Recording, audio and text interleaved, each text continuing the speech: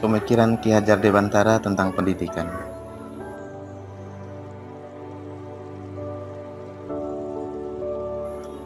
Pendidikan adalah tempat persemaian benih-benih kebudayaan dalam masyarakat.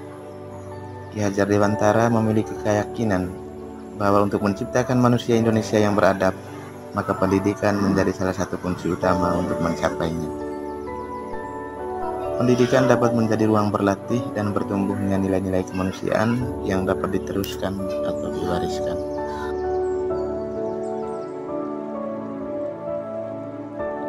Saya mengibaratkan pemikiran Ki Hajar Dewantara tentang pendidikan ibarat seorang arsitek.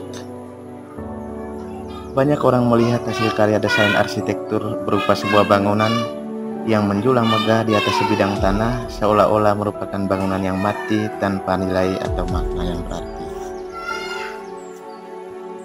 Arsitek adalah profesi yang memiliki keahlian pada bidang jasa.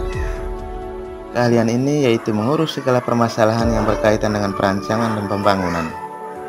Arsitek memiliki tanggung jawab moral terhadap produk yang dihasilkan.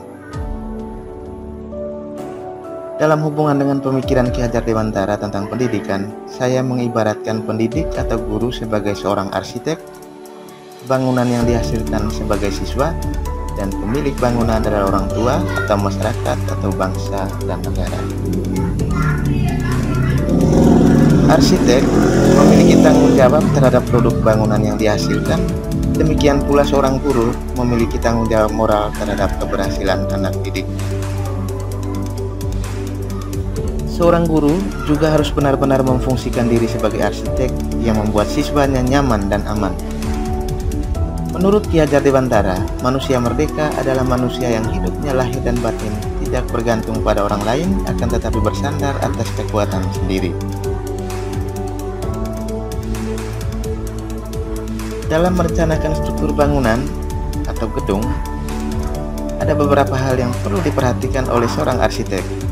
Antara lain fungsi bangunan, keamanan gedung, kekuatan, kekakuan, kestabilan, keindahan, dan pertimbangan biaya. Selain itu, faktor utama juga yang perlu diperhatikan adalah ketahanan gedung, terutama untuk lokasi-lokasi khusus di daerah gempa. Analogi yang sama dikemukakan oleh Ki Hajar Dewantara yang mengelaborasi pendidikan terkait kodrat alam dan kodrat zaman. Beliau menegaskan bahwa dalam melakukan pembaruan yang terpadu, hendaknya selalu diingat bahwa segala kepentingan anak-anak didik, baik mengenai hidup diri pribadinya maupun hidup kemasyarakatannya, jangan sampai meninggalkan segala kepentingan yang berhubungan dengan kodrat keadaan, baik pada alam maupun zaman. Ki Hajar Dewantara juga mengingatkan para pendidik untuk tetap terbuka, namun tetap waspada terhadap perubahan-perubahan yang terjadi, seperti seorang arsitek yang selalu mencari dan menggunakan model-model terbaru untuk sebuah bangunan. Ki Hajar Dewantara mengingatkan, waspadalah, carilah barang-barang yang bermanfaat untuk kita yang dapat menambah kekayaan kita dalam hal kultur lahir atau batin. Jangan hanya meniru, hendaknya barang baru tersebut dilaraskan lebih dahulu. Ibarat seorang arsitek juga harus benar-benar mempertimbangkan dan menentukan bentuk bangunan yang akan dibangun sesuai dengan model zaman dan nilai budaya. Bentuk dan model bangunan dari masa ke masa dan pada tempat yang berbeda terus mengalami perubahan gaya, perubahan budaya, jenis bahan. Itu semua menjadi pertimbangan seorang arsitek. Selanjutnya, seorang arsitek harus mampu menggambar dena bangunan dengan perhitungan biaya yang tepat dan menerjemahkan gambar rancangan bangunan menjadi sebuah bangunan yang utuh dan siap pakai. Pengawasan dan kontrol, disiplin waktu, mengakomodir pekerja, melatih para tukang untuk menerjemahkan gambar juga menjadi sebuah proses sebelum bangunan terbentuk. Hal yang sama juga untuk seorang guru. Menilik pemikiran Ki Hajar Dewantara bahwa dalam proses menuntun, anak diberi kebebasan, namun pendidik sebagai pamong dalam memberi tuntunan dan arahan agar anak tidak kehilangan arah dan membahayakan dirinya. Seorang pamong dapat memberikan tuntunan agar anak dapat menemukan kemerdekaannya dalam belajar. Selanjutnya, Ki Hajar Dewantara juga menyampaikan bahwa budi pekerti atau watak atau karakter merupakan perpaduan antara gerak pikiran, perasaan, dan kehendak atau kemauan sehingga menimbulkan tenaga.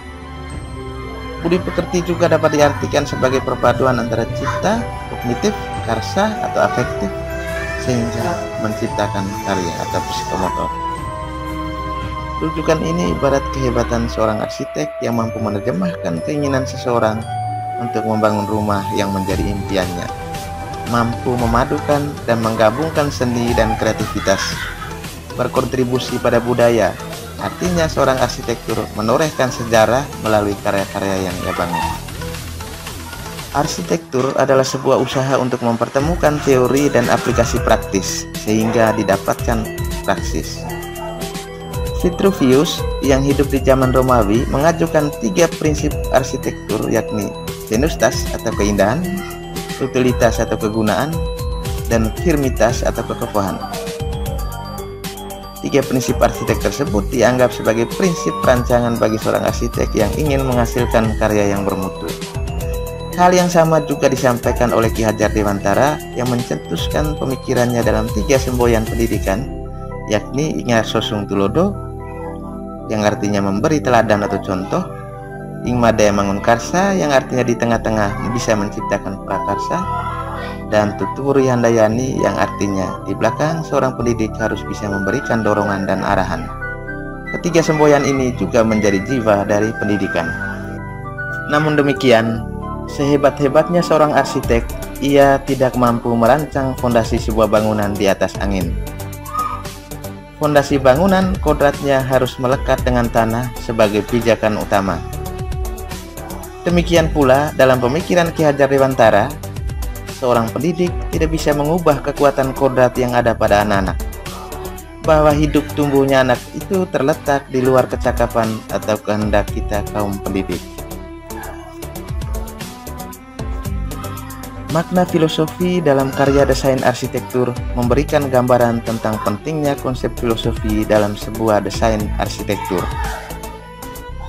Sebuah karya desain arsitek yang mempunyai nilai atau makna filosofi yang tinggi seolah-olah mempunyai roh yang hidup.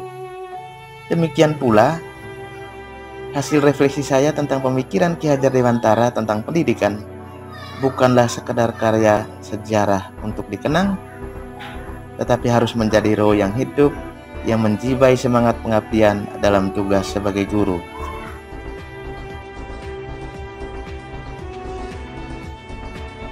Jadilah arsitek yang baik untuk sebuah bangunan yang bermutu, dan jadilah guru yang baik untuk anak didik yang berkualitas.